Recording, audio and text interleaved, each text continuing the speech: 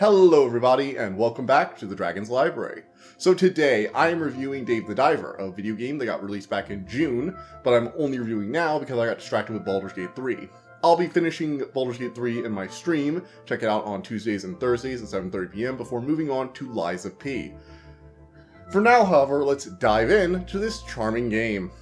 Dave the Diver is a bizarre mishmash of game ideas that nevertheless manages to be quite enjoyable, combining roguelike elements with restaurant management gameplay and resource gathering, wrapped with bits of RPGs and adventure games. Now, this all sounds more complicated than it actually is in practice. The game follows the titular Dave the Diver, a professional deep-sea diver who accepts a new job opportunity, which sees him diving into the Blue Hole, a body of water whose layout is constantly shifting and full of unique fish. All of this is to supply a new sushi restaurant that he's helping to prop up. As he continues to explore, he upgrades his equipment to let him dive deeper and collect more. At the same time, Dave helps to hire and train new employees to work at the sushi restaurant itself, while serving as a barkeep/server each night.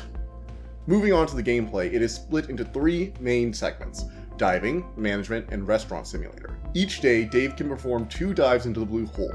Once underwater, he has a limited oxygen supply, which acts as a timer and de facto health bar, and a set of weight limits that prevent you from picking up too much stuff. The more you pick up, the more you can bring back to the surface, but the faster your oxygen depletes. The roguelite elements come from the constantly shifting seafloor. While certain key elements remain the same, the majority of the map shifts with each dive. As you earn money and collect resources, Dave unlocks new tools and upgrades that let you dive deeper and hunt into areas with more dangerous marine life. Using oxygen pockets and items, such as extra oxygen tanks, Dave can extend his dive for increasingly long periods. He can also not have to travel all the way back to the surface by finding small exit points where they can lower something down to pull it back up.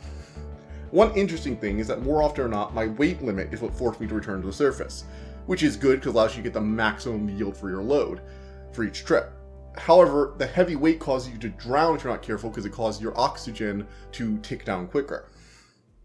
The game does a great job of opening up areas slowly over time, and I didn't really get bored with earlier areas, as unlike some roguelites, new things would begin to appear in areas even as the starting area became less and less important. One important thing was, right after I got the second area, there was this new set of tuna that introduced the new drone mechanic, and it was in the first area. In between dives, Dave can craft items and purchase upgrades, which sends us to the management elements. In addition, he can check out the restaurant to train new employees or customize the appearance of the restaurant itself. After both daily dives, he helps the somewhat terrifying chef, who I can't help but imagine as Samuel L. Jackson's voice for some reason. I think it's the overly serious way he acts sometimes.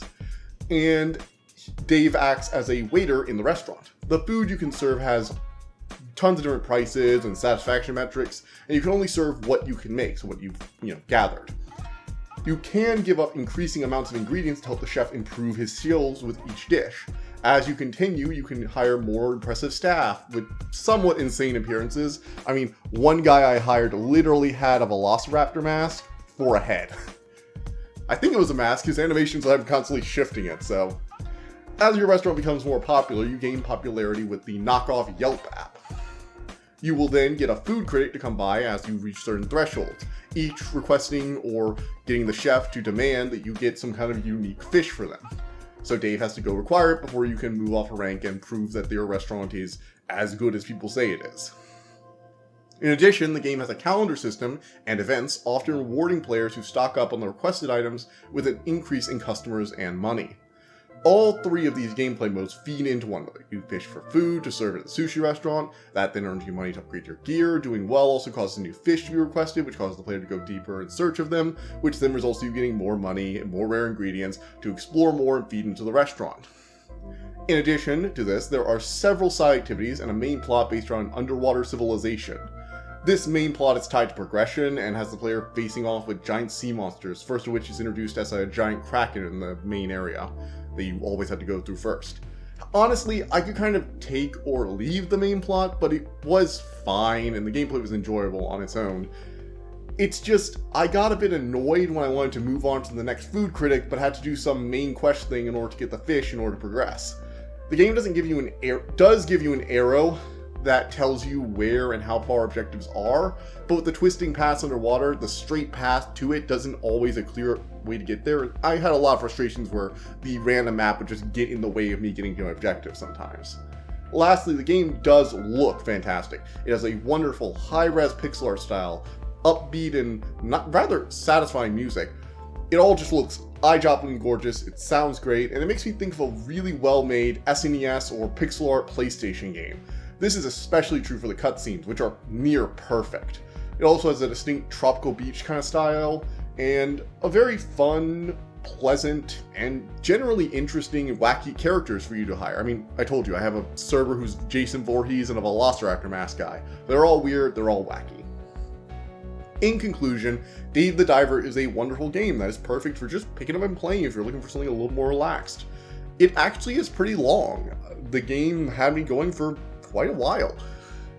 So it's not as short as a lot of other indie games if you're looking for something more substantial. Despite having played on a PC, however, I think this would be the perfect game for the Switch. Now, I can't speak for the quality or optimization of the Switch game, I haven't played that version, and if you have a Valve Steam Index, I would probably just recommend you use that because I know the Steam version is pretty well optimized and stable. However, if you don't own a Valve Index and you do own a Switch, maybe get the Switch version. It came out a little later, I think it's just came out like a few weeks ago, so it should be perfect new buy if you're looking for something to play on the go. I feel the game would be great for doing a few dives while riding the bus or something, because these nice standard segments that you can start and stop and start and stop and come up from dives without too much effect. So I think that's just good for a pick up and play game. In the end, I do want to say this game is very well made. I've had my complaints on it, I think the main story is a bit of a drag, but in the end, it is a very charming game with good art, well made, and I think the designers deserve some credit for it. However, it really wasn't my favorite thing. It's not something I would actively seek out if I wasn't looking for new releases, but I do think there are plenty of people who aren't me who would get a lot of enjoyment for this. So in the end, I'm gonna say 9 out of 10. It's just a really fun game, some minor flaws, but nothing that's like a deal breaker or anything. So, yeah. Moving on from there, we have the announcements. We're gonna be quick about this because I'm trying to keep these segments shorter. We have 2 new books to look forward to in the future. With the Golden Sword by Rachel Aaron is going to be coming out in a few weeks. I will be reading and reviewing that. I'm also nearly finished with The Midnight Sun, which is the second book in the Dark God series. I'll be reviewing that in City of Dusk, book 1 in that series, by Laura Sim. So look forward to that review with the Golden Sword. In addition, Castlevania, I forget what the new Castlevania show is from Netflix. That one, we're reviewing it, and I'm also going to be reviewing Ahsoka when it finishes, because I have some things to say about it. And those are your reviews for the foreseeable future, potentially with a Five Nights at Freddy's review sometime in the future as well. And a Baldur's Gate 3. So, yeah.